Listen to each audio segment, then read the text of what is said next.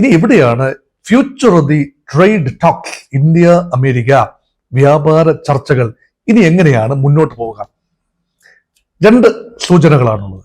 ഒന്ന്, അമേരിക്ക യാഥാർത്ഥ്യം തിരിച്ചറിഞ്ഞുകൊണ്ട് യുക്തിസഹമായ രീതിയിൽ ഇന്ത്യയുമായി ഇടപെട്ടുകൊണ്ട് കടുംപിടുത്തം ഉപേക്ഷിച്ചുകൊണ്ട് പിഴ ടാരിഫ് 27-ാം തീയതി നിലവിൽ വരുന്നത് ഒരിക്കൽ കൂടി നീട്ടിവെച്ചുകൊണ്ട്, ഒരുപക്ഷെ ഏതാനും ആഴ്ചകൾ അല്ലെങ്കിൽ ഏതാനും മാസങ്ങൾ നീട്ടിവെച്ചുകൊണ്ട് ഉള്ള ഒരു നിലപാടായിരിക്കും. കുറച്ചുകൂടി സമയം ഞങ്ങൾക്ക് വേണം, ആലോചിക്കാൻ സമയം വേണം, അതുകൊണ്ട് തീരുവ നിലവിൽ വരുന്ന 27-ാം തീയതി എന്നത് നീട്ടിവെച്ചിരിക്കുന്നു. അതൊരു സാധ്യത. രണ്ട്, ആ സമയത്ത് ഇന്ത്യ അമേരിക്ക ചർച്ചകൾ ഒരുപക്ഷെ പുനരാരംഭിക്കാൻ സാധ്യതയുണ്ട്. ഇനി അതും പരാജയപ്പെടുന്ന ഘട്ടത്തിൽ ഇന്ത്യക്ക് രണ്ട് ഓപ്ഷൻസ് ഉണ്ട്. റഷ്യയുമായി വൻതോതിലുള്ള സഹകരണം, ഇപ്പോൾ ഉള്ളതിനേക്കാൾ വർദ്ധിച്ച സഹകരണം. അതുമാത്രമല്ല, Iran is waiting in the wings. കഴിഞ്ഞ ദിവസം അയത്തുള്ള ഖൊമേനിയുടെ ഭാഗത്തു നിന്ന് വന്നൊരു പ്രസ്താവന, ഇറാനെ ചട്ടം പഠിപ്പിക്കാൻ ആരും വളർന്നിട്ടില്ല, വി ഹാവ് ഓപ്ഷൻസ്.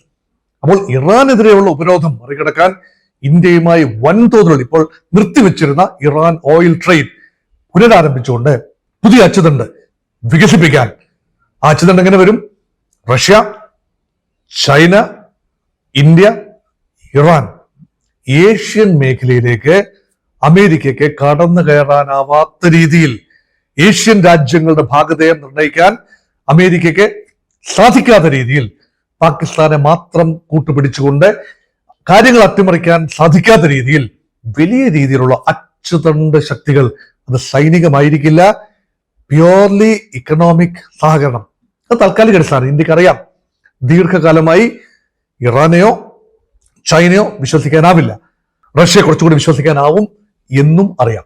അതുകൊണ്ട് ചൈനയുമായുള്ള രാഷ്ട്രീയ സാംസ്കാരിക വൈജാത്യങ്ങൾ നിലനിർത്തിക്കൊണ്ട് തന്നെ, അതേക്കുറിച്ചുള്ള ബോധം മനസ്സിൽ ഉണ്ടായിരിക്കെ തന്നെ സാമ്പത്തികമായ ഇടപാടുകൾ ഇപ്പോൾ 3 ഇടനാഴികൾ, കഴിഞ്ഞ ദിവസം വാങ് യി ചൈനീസ് വിദേശകാര്യമന്ത്രി ഇന്ത്യയിൽ വന്ന് ഇന്ത്യൻ വിദേശകാര്യമന്ത്രിയുമായി ചർച്ച നടത്തി പിരിഞ്ഞതേ ഉള്ളൂ. അതിനർത്ഥം എന്താ?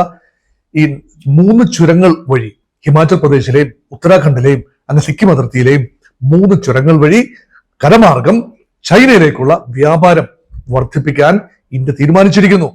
അതുകൊണ്ട് ഇതൊരു തുടക്കമാണ്, ഇതൊരു സൂചനയാണ്, അമേരിക്കയ്ക്ക് നേരെയുള്ള ശക്തമായ സൂചനയാണ്. വേണ്ടി വന്നാൽ ചൈനയുമായുള്ള വ്യാപാര ബന്ധം ഇപ്പൊ അമേരിക്കയുമായി മാച്ച് ചെയ്യാനാവില്ല നമുക്കറിയാം.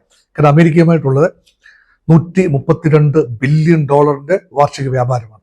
അത്രയും ഒന്നും ചൈനയുമായി എത്തില്ല എന്ന് നമുക്കറിയാം. പക്ഷെ സൂചന എന്ന നിലയിൽ ചൈനയുമായുള്ള വ്യാപാര ബന്ധം വർദ്ധിപ്പിക്കാനുള്ള നയപരമായ തീരുമാനമെടുക്കുകയും അത് ചൂണ്ടിക്കാട്ടിക്കൊണ്ട് ട്രേഡ് നെഗോസിയേഷനെ ഇന്ത്യ ആഗ്രഹിക്കുന്ന രീതിയിൽ ചിട്ടപ്പെടുത്തി എടുക്കുക എന്നതും ഒരു ഉദ്ദേശമാണ്.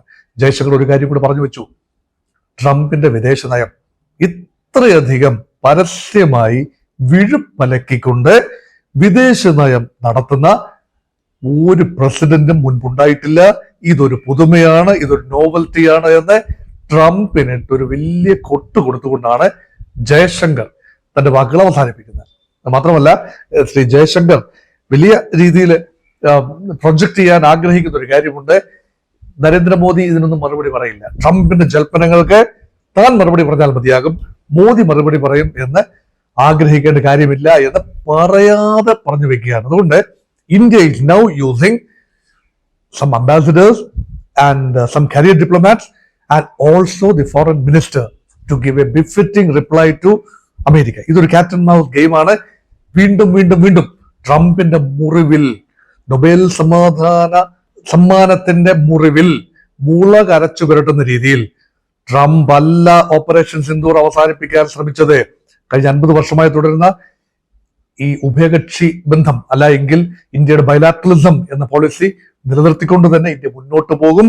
ട്രംപ് എന്നല്ല ഒരാളും ഇന്ത്യയുടെ യുദ്ധങ്ങളിൽ, ഇന്ത്യയുടെ പോരാട്ടങ്ങളിൽ മധ്യസ്ഥത വഹിക്കാൻ വന്നിട്ടില്ല, ഇനി വരികയും വേണ്ട, അസ്വീകാര്യമാണ്.